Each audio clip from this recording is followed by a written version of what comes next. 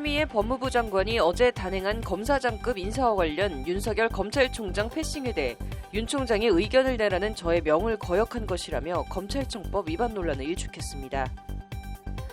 서지현 검사를 성추행하고 서 검사의 인사보복을 한 직권남용 혐의로 기소된 안태근 전 검사장에 대해 대법원이 징역 2년을 선고한 원심을 깨고 무죄 취지로 사건을 파기환송했습니다. 삼성준법감시위원회 위원장에 내정된 김지영 전 대법관이 위원 구성과 향후 운영 방안 등을 밝혔습니다. 노동계는 이재용 부회장 형량 낮추기 면피에 불과하다고 평가절하했습니다. 청소년에게 음란 행위를 하게 하고 이를 촬영하도록 한 경우 직접 촬영한 게 아니어도 아동 청소년 음란물 제작 혐의로 처벌하는 게 헌법에 위반되지 않는다는 헌재 결정이 나왔습니다.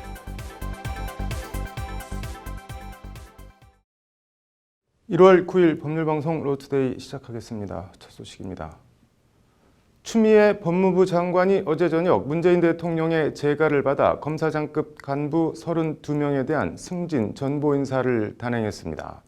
검사 인사에 검찰총장 의견을 듣도록 한 검찰청법을 위반한 이른바 윤석열 검찰총장 패싱 논란에 대해 추미애 장관은 윤 총장이 의견을 내라는 저의 명을 거역한 것이라며 일축했습니다.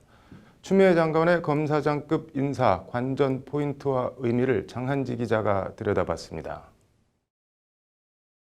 검사장급 인사에 대한 반응과 의견을 듣기 위해 윤석열 총장의 출근길인 대검 정문에 취재진이 진을 치고 있었지만 윤 총장은 정문 앞에서 내리지 않고 지하 주차장으로 바로 들어가 반응을 볼 순 없었습니다. 검찰 안팎에선 어제 저녁 7시 30분 공표된 검사장급 인사에 대해 크게 세 가지 포인트로 해석하고 있습니다. 어제 인사를 통해 비검사 출신인 대검 감찰본부장을 제외한 대검 차장과 부장 7명, 대검 간부 8명 전원이 교체됐습니다. 사모펀드 의혹과 표창장 위조 등 조국 전 장관 일가 비리 수사를 지휘한 한동훈 대검 반부패 부장은 부산고검 차장으로 좌천됐습니다.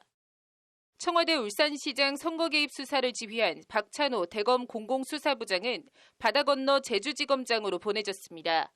그 밖에 이원석 대검 기획조정부장은 수원고검 차장으로 가는 등 대전, 전주, 창원, 부산, 제주 등 지방으로 윤 총장 측근들을 뿔뿔이 흩어놨습니다. 윤 총장과 연수원 23기 동기로 조 전 장관 일가와 청와대 선거 개입 의혹을 수사한 배성범 서울중앙지검장은 법무연수원장으로 가면서 수사 업무 자체에서 손을 떼게 됐습니다. 검찰 안팎에선 윤 총장의 손발을 잘라낸 인사라는데 큰 이견이 없습니다. 보통 초임 검사장을 고검 차장 검사를 보냈던 게 인사 관례죠. 그리고 초임 검사장 아닌 고참 검사장을 고검 차장 검사로 보낸 경우에는 그 문책성 인사밖에 없었습니다. 그러니까 이번 경우에는 좌천성으로 볼 수 있겠죠. 전국 최대 검찰청인 서울중앙지검장엔 역시 윤 총장과 연수원 23기 동기인 이성윤 법무부 검찰국장이 임명됐습니다. 이성윤 신임 서울중앙지검장은 노무현 정부 시절인 2004년부터 2006년 청와대 특별감찰반장으로 파견돼 당시 문재인 민정수석을 보좌했습니다. 문 대통령의 경희대 법대 후배이기도 한 이성윤 신임 서울중앙지검장은 현 정부 들어 정권의 신임을 받아 검사 인사와 예산을 총괄하는 법무부 검찰국장에 발탁된 바 있습니다. 윤 총장의 의중이 그대로 관통됐던 전임 배성범 서울중앙지검장에 비해 앞으로는 윤 총장 의도대로 수사가 진행되지 않을 수도 있다는 관측이 나오고 있습니다. 나아가 이성윤 지검장을 유력한 차기 검찰총장 후보로 내세우며 윤 총장이 전폭적으로 쏠렸던 힘을 일종의 줄세우기를 통해 이 지검장에 분산하려는 의도 아니냐는 해석도 나오고 있습니다. 대통령하고 과거에 근무도 같이 했고, 그리고 뭐 대학 동문이고, 이런 분을 그 가장 중요한 서울중앙지검장에 보내는 것 자체가 윤석열 총장의 좀 힘빼기, 그런 생각이 듭니다. 정치적 의도가 있는 것으로 보이고요. 서울중앙지검장과 함께 검찰 내 빅2 요직으로 꼽히는 법무부 검찰국장엔 연수원 24기 조남관 서울동부지검장이 임명됐습니다. 조국 전 장관의 유재수 감찰무마 의혹 수사와 조 전 장관에 대한 영장 청구, 문재인 정부 들어 두 차례에 걸친 청와대 압수수색이 서울 동부지검에서 이루어졌음을 감안하면 표면적으론 다소 이례적인 인사인 것처럼 보이기도 합니다. 하지만 안을 들여다보면 친문 인사를 검찰국장에 보내 검찰을 통제하고 검찰개혁을 추진하려는 정권 의도가 담겨 있다는 것이 법조계 대체적인 평가입니다. 이런 평가는 조국장의 일형에서 비롯됩니다. 김대중 정부 시절 대통령직 속 의문사 진상규명위원회 조사 1과장으로 근무한 경력이 있는 조국장은 참여정부 시절엔 이성윤 특별감찰반장의 뒤를 이어 2006년부터 3년간 특별감찰반장을 지냈습니다. 빅2라 불리는 서울중앙지검장과 검찰국장이 참여정부 시절 문재인 대통령과 청와대 근무연이 있는 겁니다. 조 국장은 문재인 정부가 출범한 직후인 2017년 6월 국정원 감찰실장으로 파견돼 국정원 적폐청산을 이끌었습니다. 추후 차장검사와 부장검사 등 중간 간부 인사에서 정권 입장에선 적폐청산 수준의 인사바람이 불지 않겠냐는 관측이 나오는 배경입니다. 그런 부분이 정치적인 문제니까 이 법률적으로 이게 잘못된 인사다 뭐 이렇게 말할 수는 사실 없죠. 지금 그게 문제가 아니라 지금 뭐 충분히 오해를 받을 수 있는 상황이잖아요. 당연히 지금 뭐 말이 나올 수밖에 없는데 뭐 충분히 오해 소지는 있다고 봐요. 총체적으로 윤 총장이 대검에 갇혔다는 평가가 나오고 있는 가운데 추미애 장관은 오늘 법사위 전체 회의에 출석해 지역과 기수 안배를 했다며 형평성 있고 균형 있는 인사라고 자평했습니다. 윤 총장 패싱 논란에 대해선 검찰총장은 제3의 인사의 구체적 안을 가지고 오라는 관례에도 없는 요구를 했다며 윤 총장이 의견을 내라는 자신의 명을 거역한 것이라고 목소리를 높였습니다. 결국은 명백히 검찰청법 34조에 위반되는 인사라는 거죠. 그렇게 생각 안 하십니까? 제가 위반한 것이 아니고요. 검찰총장이 저의 명을 거역한 것입니다. 그 명을 거역한 게 내라. 아니고 그런 형식적인 인사 정치 의견을 절차를 내라라고 했음에도 진행하려고 하니까 그런 거 불구하고 아닙니까? 일각에선 문재인 정부를 겨냥한 수사를 지휘한 지휘부를 흐트려 놓을 경우 검찰의 조직적인 반발이 있지 않겠냐는 관측도 있었지만 추미애 장관의 검사장급 인사에 대해 검찰 차원의 반응이나 공식 대응은 나오지 않고 있습니다. 검찰 안팎에선 인사 칼자루를 쥔 건 총장이 아닌 장관이라는 점을 분명히 보여준 인사라는 점에선 큰 이견이 없어 보입니다. 법률방송 장한지입니다. 서지현 검사를 성추행하고 이를 문제 삼으려는 서검사에게 인사보복을 한 직권남용 혐의로 기소돼 1, 2심에서 유죄 판결을 받은 안태근 전 검사장에 대한 상고심에서 대법원이 원심 판결을 깨고 사건을 무죄 취지로 파기환송했습니다. 앵커 브리핑입니다.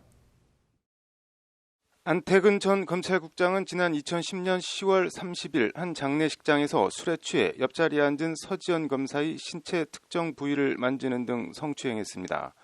이후 서 검사가 이를 문제 삼으려 하자 안 전 국장은 2014년 4월 정기 사무감사에서 불이익을 주고 2015년 8월 정기인사에서 서 검사에게 인사 불이익을 준 혐의로 기소됐습니다. 검사 인사를 담당하는 보직에 있던 안태근 전 검찰국장이 직권을 남용한 것이라는 게 검찰 공소 내용입니다. 이에 대해 안 전 국장은 재판에서 술에 너무 취해서 서지현 검사를 성추행한 사실 자체를 기억하지 못했기 때문에 서 검사의 인사 보복을 할 이유가 없다는 취지로 주장했습니다.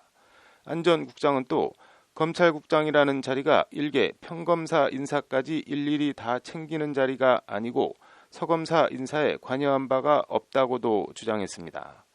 하지만 1, 2심은 모두 안 전 국장의 이런 주장을 기각하고 직권남용을 유죄로 판단해 징역 2년의 실형을 선고했습니다.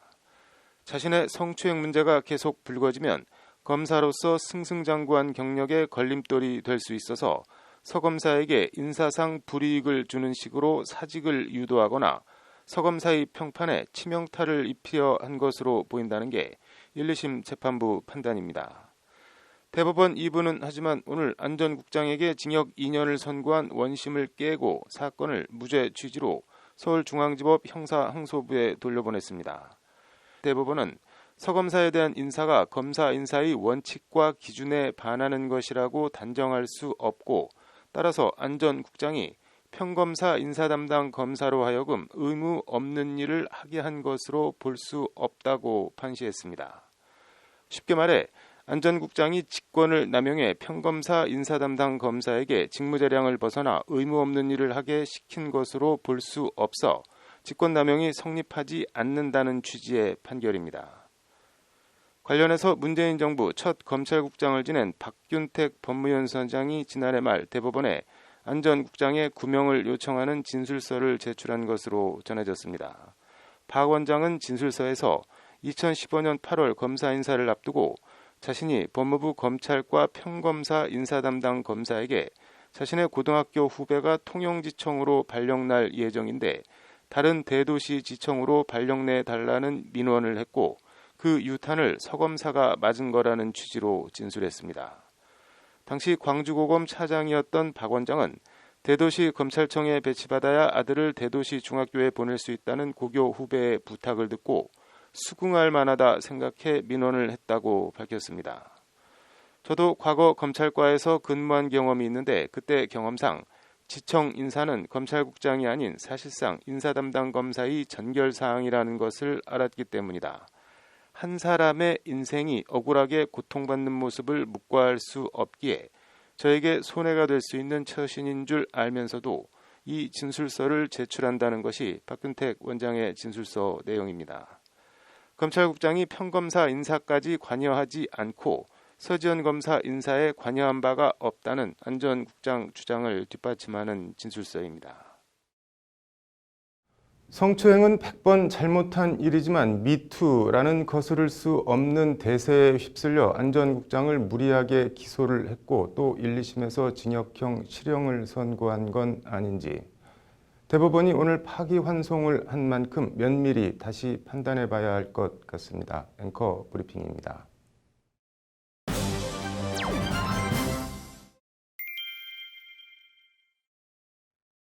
이재용 부회장이 뇌물 등 혐의 재판을 받고 있는 삼성의 윤리경영 파수꾼 역할을 할 삼성준법감시위원회를 이끌 김지형 전 대법관이 오늘 기자간담회를 가졌습니다. 준법감시위원장직을 수락한 이유와 위원 구성, 향후 운영 등에 대해 밝혔는데 노동계에선 이재용 부회장의 형량 낮추기용 기만이라는 쓴소리가 나왔습니다. 기자간담회 현장에 신세아 기자가 다녀왔습니다. 기자간담회는 김지영 전 대법관이 대표 변호사로 있는 서울 서대문구 법무법인 지평사무실에서 진행됐습니다. 간담회엔 삼성의 준법 경영 계획 발표에 대한 언론의 관심을 반영하듯 수십 명의 취재진이 몰렸습니다. 김 전 대법관은 위원장 제안을 받고 처음엔 완곡하게 거절했다는 말로 기자간담회를 시작했습니다. 준법 경영에 대한 삼성의 진정한 의지에 대한 의심과 이재용 삼성전자 부회장의 재판 면피를 위해 이용만 당하는 게 아니냐는 생각이 들었다는 게 김 전 대법관이 밝힌 거절 이유입니다.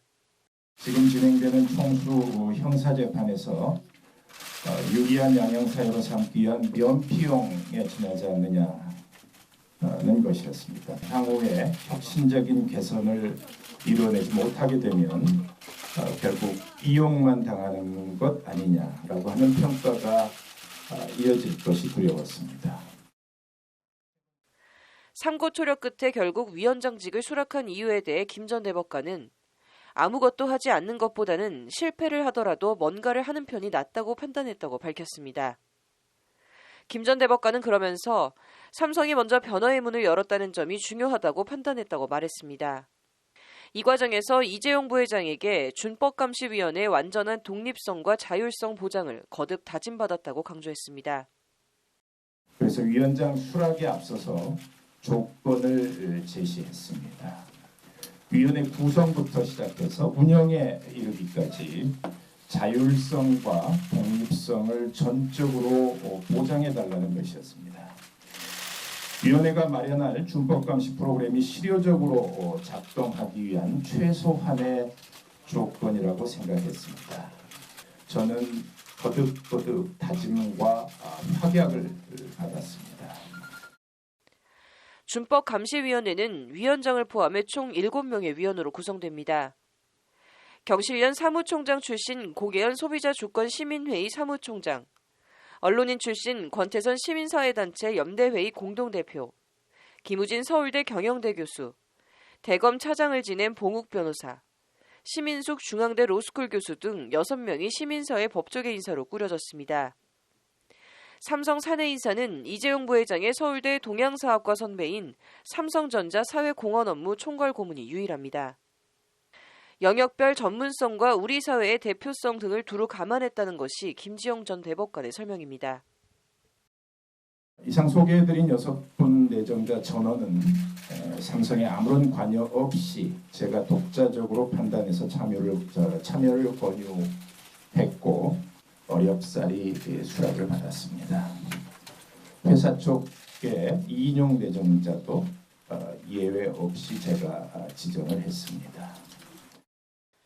위원회 지위와 운영은 법적 근거를 마련하기 위해 삼성전자와 삼성물산 등 7개 삼성 주요 계열사와 협약을 맺고 회사 외부에 독립적으로 위원회를 설치해 준법 경영 감시를 할 계획입니다. 구체적으로는 이사회나 경영위원회 의결 심의사항을 모니터링해 감시하고 법 위반 위험 요인을 인지하면 조사 및 보고를 시행해 시정 및 제재 요구 등의 조치를 취하는 한편 재발 방지 방안을 마련합니다. 예방과 대응, 회복의 3단계를 통해 준법 감시자이자 준법 통제자로서 준법 경영의 파수꾼이 되겠다는 게 김지영 위원장의 공언입니다.